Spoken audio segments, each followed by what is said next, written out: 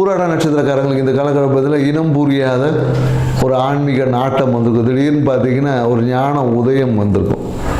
ஏன்னா திடீர்னு பார்த்தீங்கன்னா சித்தர்களை போய் வழிபாடு செய்வது, சித்தர்களை தரிசிக்கக்கூடிய ஒரு வாய்ப்பு எல்லாமே இந்த காலத்தில் நிறைய பேர் இந்த காலத்தில் ஆன்மீக நாட்டம் வந்து அதிகமாகும். பார்த்தீங்கன்னா தந்தை மேலே ஒரு இது இருக்கும், இல்லைன்னா சில பேருக்கு தந்தைக்கும் அவருக்கும் நிறைய மனக்கசப்புகள் ஏற்படும். ஸோ ஆன்மீகம் இந்த காலம் ரொம்ப சிறப்பாகும். நீங்கள் இந்த காலகட்டத்தில் புராண நட்சத்திரங்கள் ஆன்மீகத்தில் இருக்கவங்க பார்த்தீங்கன்னா தந்தையோட ஒரு பிரச்சனையோடு தான் இருப்பாங்க. தந்தையோட அதுக்கு முன்னாடி நல்ல ஒரு சுமூக உறவு இருக்கும். குடும்பத்தில் வந்து தந்தையை விட்டு பிரிவதற்கு சில வாய்ப்புகள் வந்து இந்த காலகட்டத்தில் உருவாகும். ஆன்மீகம் சிறப்பாக இருக்கும். சித்தர்களோட தரிசனம் எல்லாமே கிடைக்கும். ஆன்மீகம் உங்களை அரவணைக்கக்கூடிய விஷயமா இருக்குது.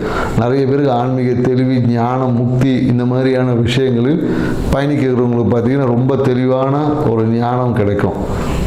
ஸோ அதனால் என்னென்னாக்கா இந்த காலத்தில் நிறைய பொருட்கள், ஆடம்ப பொருட்கள் மேலே எல்லாத்தையும் ஒரு விரக்தி இருக்கும். விரக்தினா என்னென்னாக்கா எல்லாத்தையும் அனுபவிச்சாச்சு, நப்பா இருக்குது அப்படின்ற மாதிரியான விஷயம் இருக்கும்.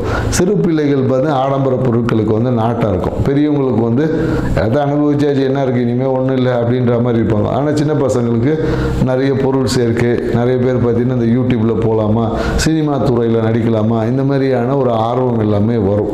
ஸோ ஆர்வம் பார்த்திங்கன்னா நிறைய பேர் நிறைய இந்த காலத்தில் ரீல்ஸ் பண்ணி போடுவாங்க. இந்த மாதிரியான சின்ன சின்ன பசங்க இதெல்லாம் பண்ணிகிட்டு இருப்பாங்க. ஸோ இந்த காலகட்டம் பார்த்திங்கன்னா ஒரு கவனமாக கடக்கக்கூடிய ஒரு காலகட்டம்.